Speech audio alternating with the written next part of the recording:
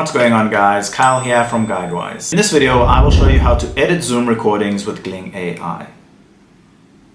First, upload your Zoom recording to Gling AI, then select continue. Then you can choose a number of different AI options to enhance your video. So I have selected cut silences, bad takes, remove filler words, and add auto captions. Once you have selected your options, then click enhance and edit. Once your video has been processed, you can then make further edits manually. So as you can see, a transcript has been created. To delete anything in my video, I can simply go to the transcript, highlight the text that I would like to remove, delete it, and then it will also be removed from my video. If you would like to trim any section of the video, simply select it and then you can trim it. If this video helped, don't forget to like and subscribe.